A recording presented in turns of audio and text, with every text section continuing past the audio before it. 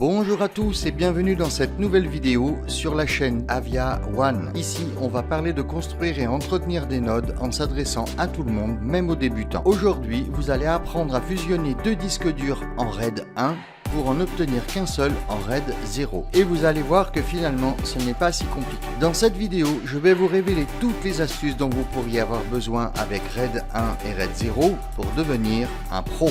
Lorsque des offres de serveurs sont proposées avec deux disques durs enregistrant les mêmes informations simultanément, on dit que les disques durs sont en RAID 1.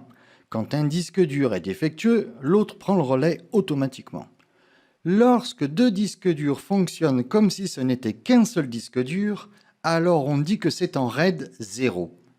Et quand on a un serveur avec 2 fois 500 Go en RAID 1, il peut être utile d'effectuer une modification pour obtenir ce même serveur en RAID 0 afin d'obtenir 1 Tera et donc 2 fois plus d'espace disque. On notera qu'avoir 2 fois 500 Go en RAID 1, c'est effectivement plus sécurisé si un disque tombe en panne. L'autre va prendre le relais, mais c'est aussi beaucoup plus cher. Parfois, il faut faire un choix. La probabilité pour qu'un disque dur devienne défectueux étant plutôt faible, on peut prendre ce risque sauf pour des blockchains principales comme Cosmos ou Osmosis et d'autres mainnets très importants où les erreurs ne sont pas permises. Maintenant que vous avez compris la différence entre RAID 1 et RAID 0, nous allons pouvoir passer à la pratique avec un tutoriel très concret pour modifier les disques durs de votre serveur de RAID 1 à RAID 0.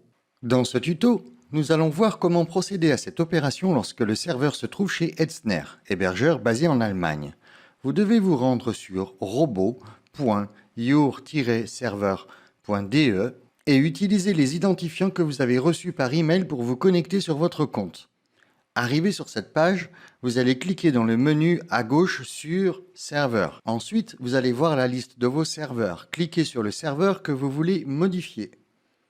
Cela ouvre un nouveau menu horizontal gris, puis cliquez sur Rescue et cliquez sur le bouton Activate Rescue System. Maintenant, vous voyez l'affichage d'un username et d'un mot de passe. Ce sont vos futurs identifiants pour le prochain redémarrage de votre serveur. Sauvegardez ces informations, vous allez en avoir besoin. Ce sont les identifiants et le mot de passe qui vous permettront de vous connecter sur votre serveur en SSH dans la suite de ce tutoriel. Prochaine étape, nous allons faire redémarrer le serveur. Toujours dans le même menu, vous avez déjà cliqué sur Rescue. Maintenant, vous allez cliquer sur Reset. Ensuite, sélectionnez Execute an Automatic Hardware Reset et cliquez sur Send. Vous allez voir la confirmation The Reset Request has been sent, ce qui confirme que votre serveur va pouvoir redémarrer en mode Rescue. Nous allons maintenant copier l'adresse IP du serveur. On la voit dans la barre rouge horizontale. Un petit clic gauche et on obtient la confirmation que l'adresse IP est copiée. Vous allez maintenant copier votre adresse IP dans votre éditeur de texte pour préparer la connexion SSH qui sera root@ votre adresse IP ou pour certains utilisateurs et notamment ceux qui sont sur Mac, SSH espace root@ votre adresse IP.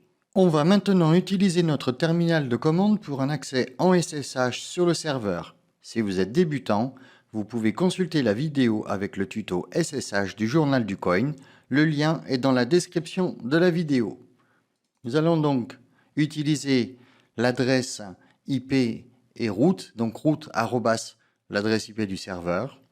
Le warning que vous allez voir, il indique que vous allez utiliser une nouvelle clé d'identification. Ce warning est normal. Vous devez l'accepter. Si vous utilisez un autre terminal comme PuTTY par exemple, on peut essayer de voir la différence. Il va nous demander, lui aussi, voilà, d'accepter la clé pour pouvoir rentrer sur le serveur. Nous allons donc accepter la clé à partir de ce terminal de commande. Il va ensuite, bien sûr, tout à fait normalement, nous demander de rentrer le mot de passe que nous avons sauvegardé tout à l'heure. On fait un clic droit, on appuie sur la touche Entrée. et nous voilà connectés sur le serveur en mode Rescue. On constate qu'on obtient quelques informations concernant le processeur, la mémoire et surtout on voit bien là qu'on est en RAID 1 avec 2 disques durs et ensuite ça nous précise que si on forme un RAID 0, on va obtenir donc plus qu'un seul disque avec cette capacité.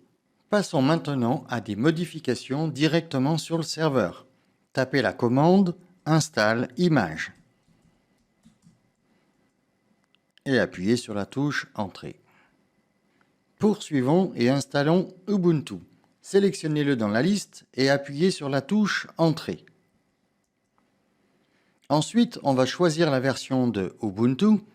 Vous pouvez choisir la version 20.04 qui fonctionne très bien, mais aussi la dernière version 22.04.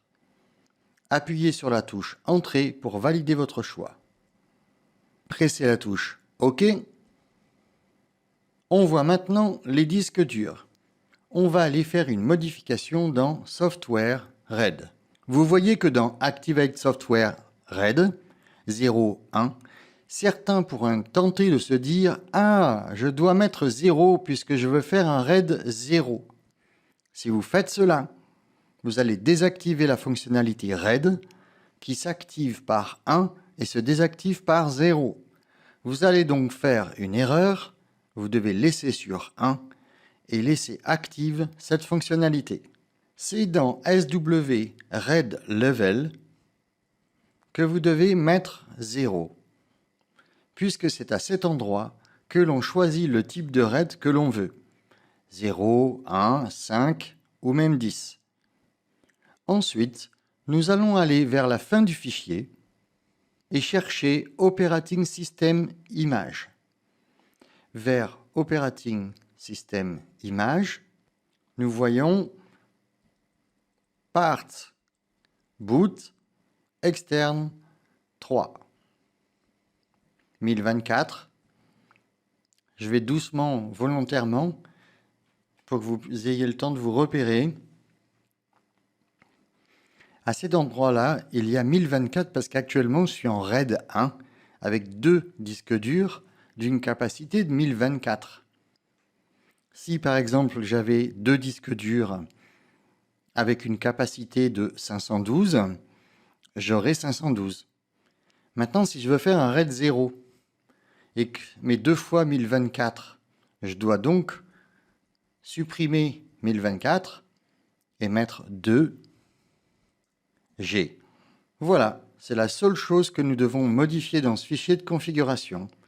Vous pouvez maintenant taper sur la touche F10 de votre clavier et ensuite sélectionner Yes pour sauvegarder vos changements. On va ensuite nous demander si vous voulez confirmer la perte de toutes vos données sur vos disques, ce qui est normal puisque nous allons fusionner les 2 disques et complètement les formater. Vous devez donc accepter par Yes en appuyant sur la touche Entrée. C'est parti. La progression des changements est en cours et visible sur votre terminal. Vous devez maintenant attendre. Votre serveur travaille pour vous. Lorsque l'opération est terminée et que vous n'avez que des mots Done écrits en vert sur la droite de chaque ligne, on obtient sur les dernières lignes un message avec installation complète. C'est fait, l'installation est complète. Pour faire appliquer la totalité des changements et notamment appliquer l'installation de Ubuntu que nous avons choisi précédemment, nous devons redémarrer le serveur. On va donc taper Reboot et ensuite appuyer sur la touche Entrée. Immédiatement, avec un reboot, le serveur devient inaccessible, ce qui est totalement normal puisqu'on vient de se déconnecter. On va le laisser entre 30 secondes et 2 minutes ou un peu plus pour redémarrer et ensuite on va vérifier si le serveur a fini de redémarrer en tentant une connexion en SSH. Alors comme précédemment pour vous connecter sur votre serveur, vous allez utiliser root @ votre adresse IP ou pour certains utilisateurs et notamment ceux qui sont sur Mac, SSH espace root @ votre adresse IP. On obtient un avertissement et c'est normal puisque la clé que nous avions validée précédemment a changé. Nous avons fusionné les disques pour passer de RAID 1 à RAID 0 et installer Ubuntu, ce qui va obliger le serveur à créer une nouvelle clé. Donc même procédure que précédemment au sujet de la clé, on l'accepte. Vous pouvez utiliser le même mot de passe que celui que nous avons sauvegardé en début du tutoriel ou le changer. C'est à vous de choisir. Nous voyons maintenant que nous sommes connectés sur le serveur. Nous ne sommes plus en mode reboot. Vérifions la taille du disque pour voir si nos deux disques ont bien été fusionnés en un seul. Tapez la commande df -h. On voit maintenant que l'opération a fonctionné puisque nous avons le double de capacité de stockage. Dans ce tuto, nous avions au départ 2 fois 1 TB et nous voyons que maintenant nous avons 2 TB sur un seul disque. Cette vidéo est maintenant terminée. J'espère que ce très rapide aperçu de RAID 1 et RAID 0 avec ses possibilités vous seront utiles et surtout que cela vous donnera envie de persévérer pour en savoir plus. Si vous avez aimé cette vidéo, n'hésitez pas à vous abonner à la chaîne du Journal du Coin, sans oublier de donner un pouce bleu à cette vidéo. On se retrouve très bientôt dans une prochaine vidéo pour parler de nodes et de valider des blocs sur des blockchains. C'était Avia One, soyez curieux d'apprendre, à bientôt.